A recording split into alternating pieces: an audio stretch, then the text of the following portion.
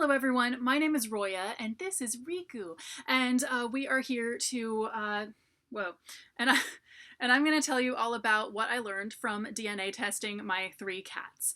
So for this DNA test I used Wisdom Panel, which is a really cool cat and dog DNA testing service that that tests their DNA for diseases, color variants, breed history, all kinds of stuff. So I'm going to go through each of my cats and tell you all about what I found out from Wisdom Panel about each of them. So firstly, Horatio. Horatio has given me a lot of reason to believe that he is a Maine Coon. He loves water. He gets in the shower with me every morning.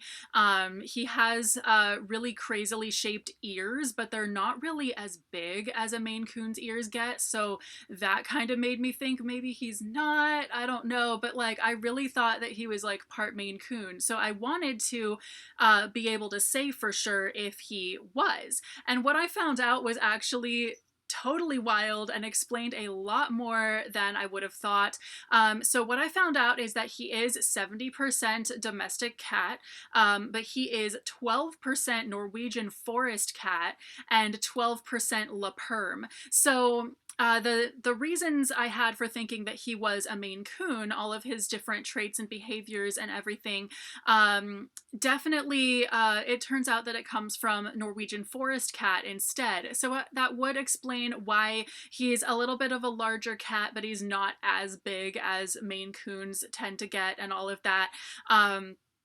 And then also the La Perm I had actually never heard of before, but it is a curly-haired cat breed that also has curly whiskers, and that's really interesting because Horatio does have curly whiskers, and even though his fur doesn't necessarily do this number, it's really wavily textured and just really, he just has really weird fur, and he's my first long-haired cat ever. I always just thought that was just typical of a long-haired cat, but no, it's totally not. So I mean, it's kind of funny. I noticed his curly whiskers forever ago, and I thought for a while that he was just sleeping weird on his whiskers to make them do that, and then I realized at some point that no, they're just like that, and now I know why. So that is just so interesting.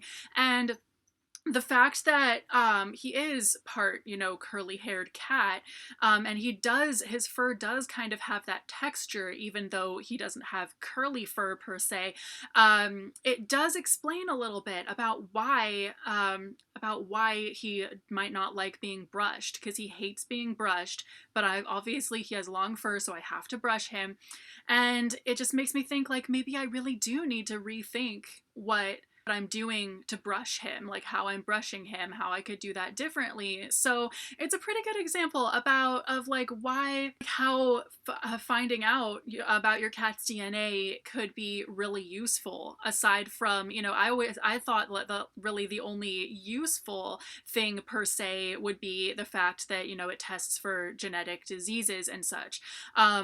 Because that's always good to know, and of course it tests for their blood type as well, which is really cool. And you probably won't need to know your cat's blood type for anything, but you never know, you totally might. But it was kind of interesting that literally Horatio's actual breed history gave me some really useful information that I can actually use. So that is really cool. So on to Riku and Alistair. So I tested both of them because even though they are siblings can have little differences in their DNA, so it would be kind of interesting to see what is different. And then also I was interested in seeing Riku's kind of color variation and if she had the dilute variants or not, and she does. But what I found out is kind of funny. So both of them are mostly American domestic cat, but Alistair is 1% ragdoll, which is really random. Riku is 10% Kamani, and 1% Peterbald, which I had never heard of either of those, and that's really, really strange. And then also, it is kind of funny to me that even though they are siblings and littermates, they actually seem to have a little bit more difference in their DNA than I would have necessarily expected. Like, even though obviously both of them are the vast majority American domestic cat, Riku has a whole 10% of a breed that Alistair does not have even 1% of. So that's really strange. And I mean, I know my sibling and I, we got DNA tested quite a while ago, and we have like little differences in our DNA.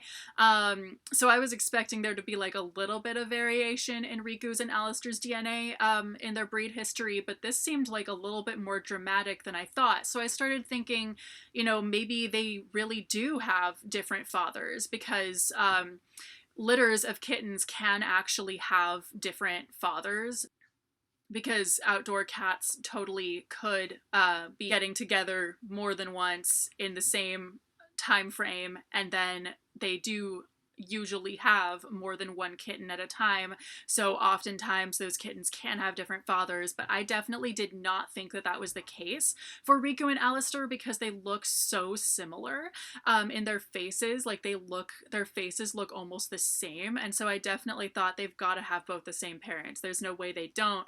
But this made me think, like, this difference in their DNA made me think maybe they do. And then when I looked at some more of their genetic traits, it looks like Riku has one copy of the long-haired variant, which you have to have two copies to have long fur, but she has one copy and Alistair does not. That's definitely something that you would think two siblings would have.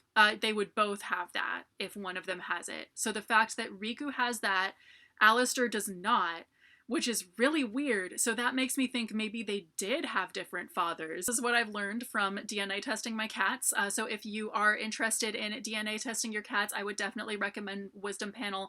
They are really cool.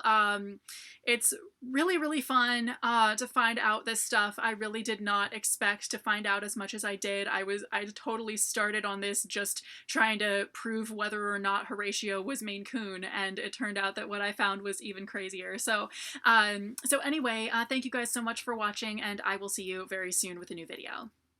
Bye!